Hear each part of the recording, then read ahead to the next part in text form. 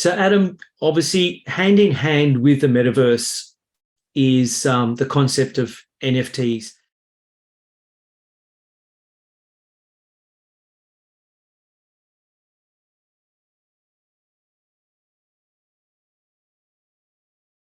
And I must admit, the very first time I looked up the definition and it said a non-fungible token, I thought, is that like, is somebody made a typo? Like non-fungible, is that actually a real word?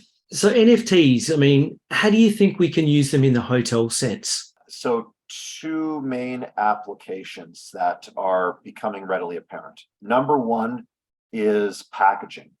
And if you think about what a hotel package is, it's giving added value and creating a unique experience in some way, shape, or form.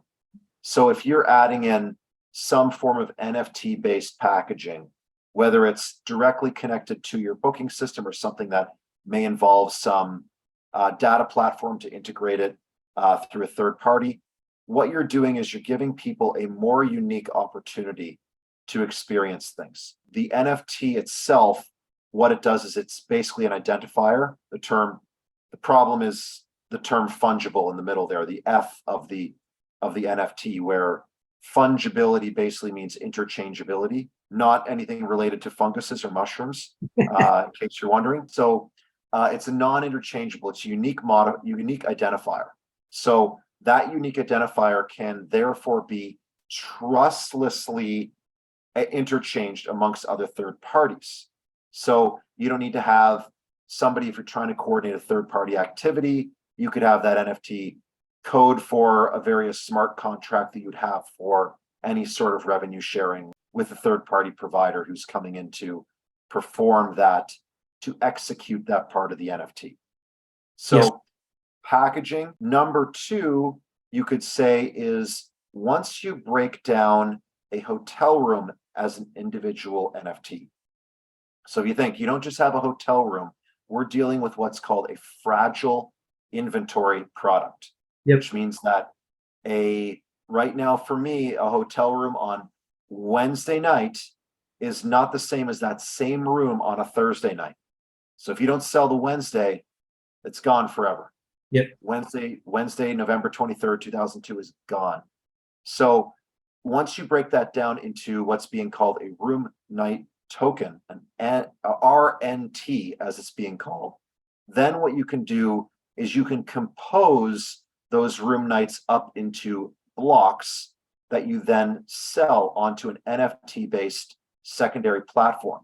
So you've just created a secondary marketplace similar to StubHub for room nights, where you don't allow resales. So somebody can't sell it back to you, but they could sell it to somebody else.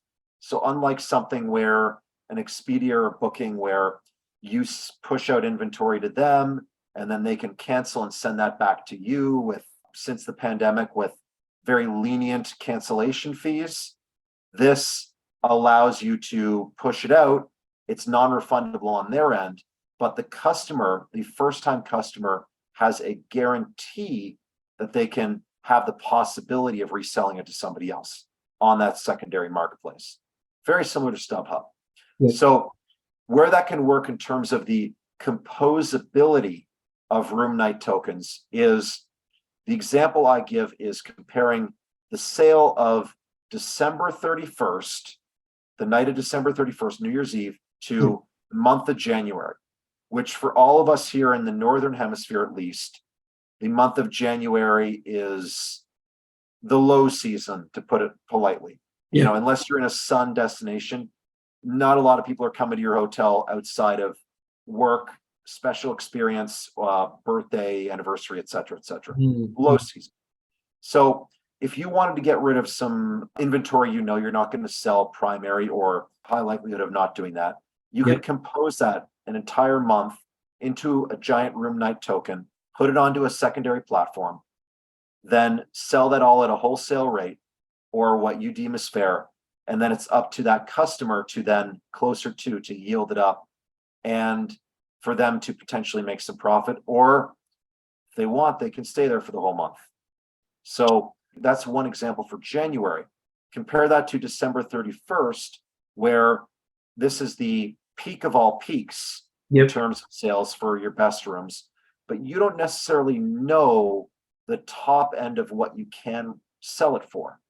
You only have historical data for which the past 2 years are not exactly reliable. And increasingly, we're seeing that the trend line related to 2019 isn't even reliable. So let's say 2019 said it was selling for $1,000 for that night.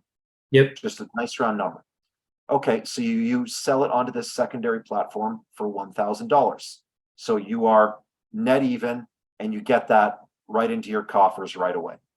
Now that secondary buyer, as the date approaches, you can go through rate discovery, where you're discovering through that secondary platform the new all-time high for what that room night token is worth.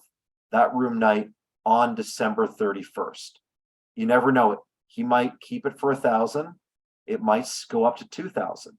And then from there, you have data by which to maximize your rate for the following year through what we're calling rate discovery.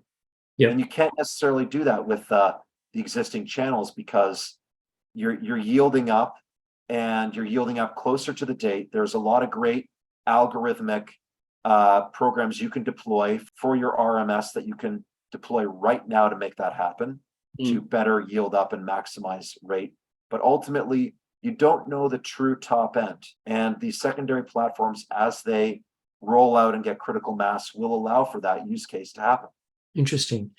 And in both cases, I suppose, Adam, as well, you are reducing your risk. You're pre-selling at an agreed price. And as you said, you get the money now. It's all about that cash, right? If you want to sell some room nights at a wholesale price in advance because you need the cash flow for some sort of CapEx you want to put through, do it. It allows for these use cases to happen. And yeah, we can go into more complicated things like using NFTs for crowdfunding rounds and funding large scale CapEx projects, but that's not exactly a ubiquitous universal application at the present.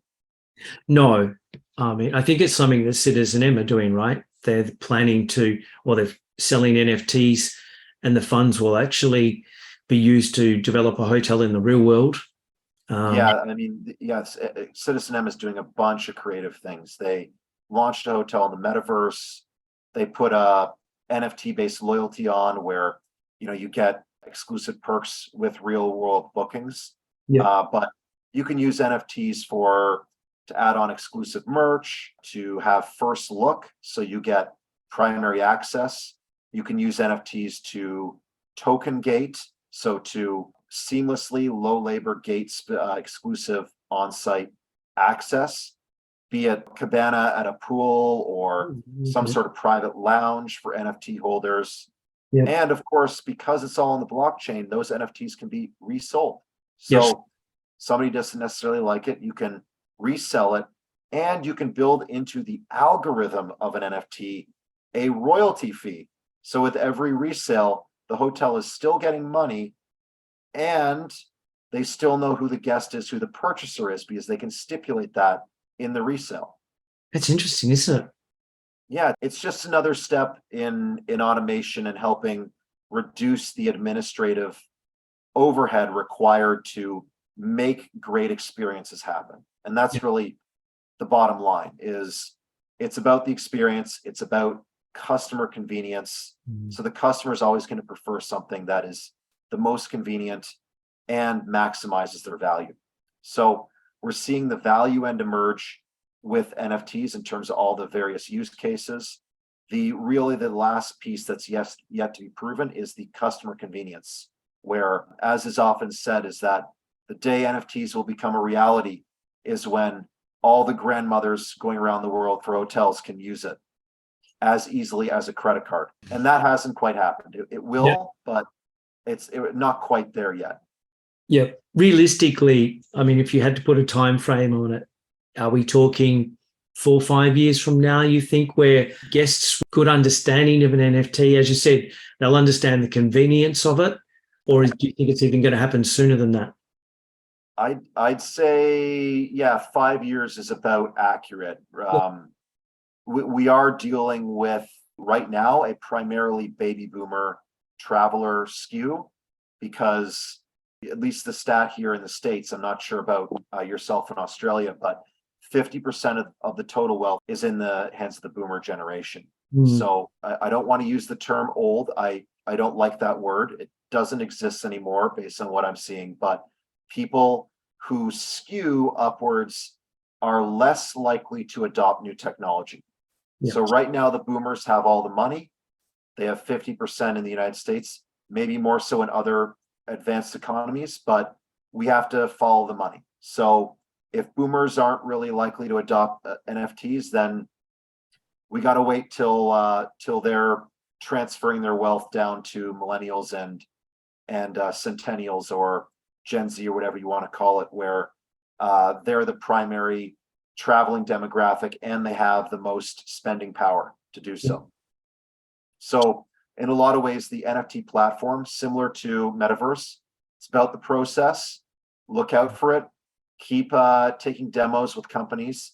Keep looking at how you're building the next generation of loyalty. And that's really what it comes down to. Gen Z, they love NFTs. They would love to have them for booking hotels in various ways or using them. Yeah. So once you notice using your existing systems and you see that your average age is changing and there's a lot of Gen Z people visiting your hotel, then you know you sort of have to adopt a NFT and take it seriously, or else you might be losing loyalty and they're going down to the competitor down the street that is innovative in that regard. Yeah, that's great advice.